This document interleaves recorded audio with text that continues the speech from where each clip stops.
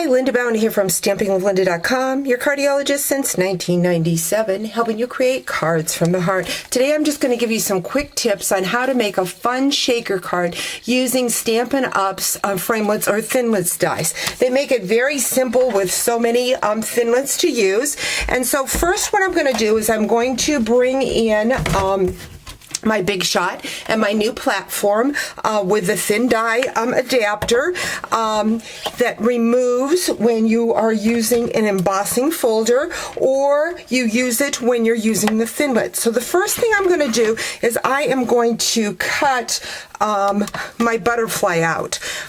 This is with my butterfly thinlits, and I'm just going to take a piece of Very Vanilla.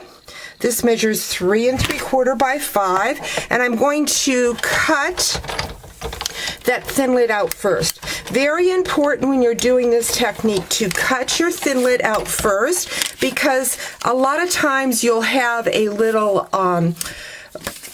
indentation there. So if you cut your thinlet out first, then when you run it through your embossing folder, and I'm just using my butterfly folder, it will straighten that indent out. So now I'm going to use that platform, but this time I am not using the adapter, and so I don't have those bulky hinges that we used to deal with. Those are all gone now with this new platform, making it very easy to use.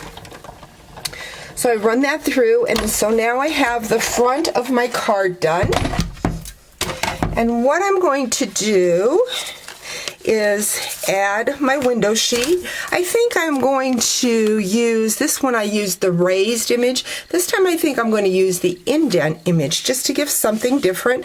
I'm going to go in and I'm going to take my fast fuse and I'm going to tape around there. Now this does not have to be taped all the way around. I just need to secure that window sheet to my cardstock, because then I'm going to bring my foam adhesive strips. These just came out with a new Stampin' Up catalog, and they make doing shaker cards very easy. So I just now want to make sure that I make this a nice tight square, not having any gaps in, so that my shaker confetti does not come out. I've got that.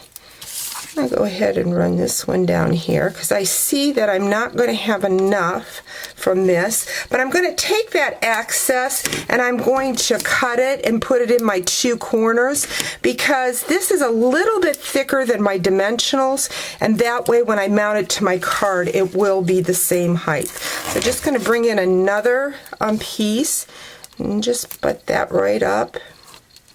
And it doesn't have to be pretty on the back. So I've got that. Next, what I'm going to do is I'm going to put this back. I'm going to take and make some confetti, and I see I brought the wrong color paper. So hold on just a second.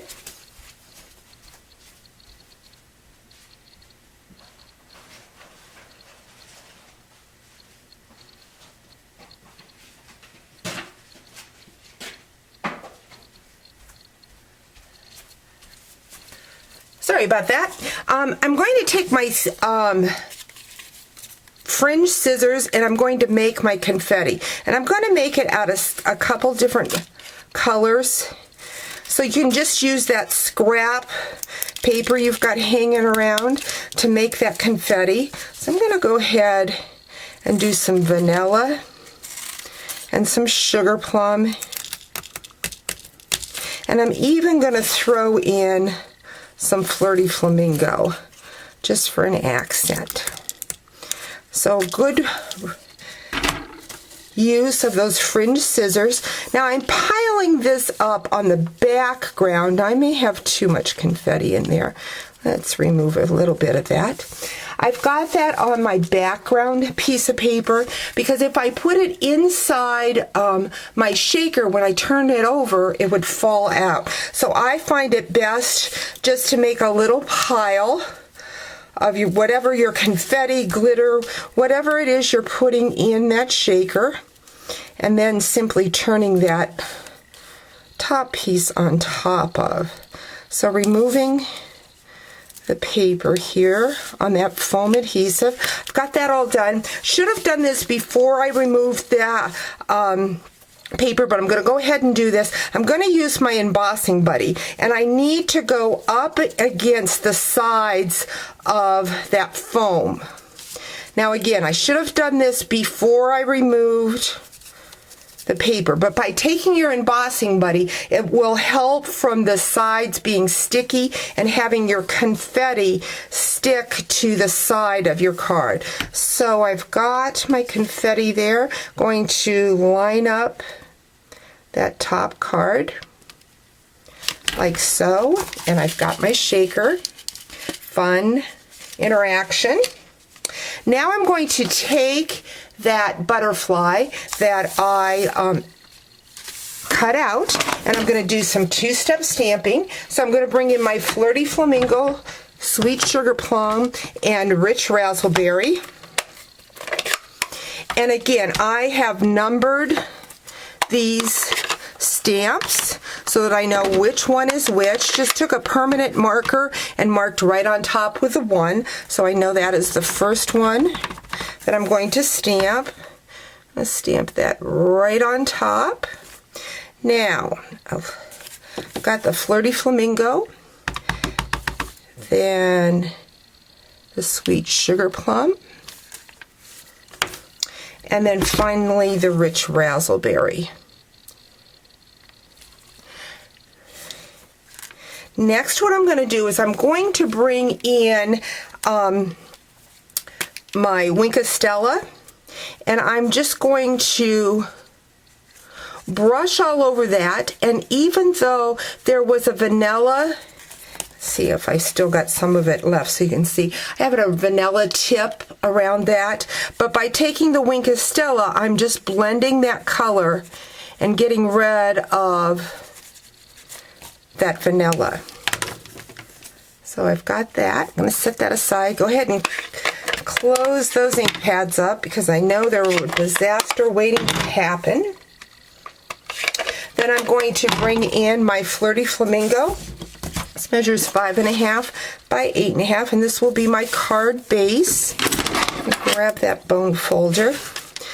Go ahead and put some adhesive on the back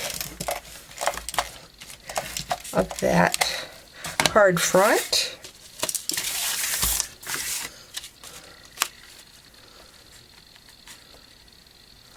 Add that to the front of my card. Grab a glue dot.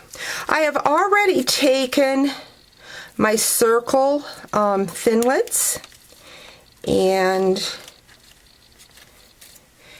have cut out my greeting. It says little moments with you matter a lot. Going to add a dimension. Love the circles, ovals, and squares. They've got the plain circle, and then they also have got a scallop that goes with them. So there you have it, a fun shaker card using the butterfly thinlit dies. Hope you've enjoyed today's video. Talk to you real soon.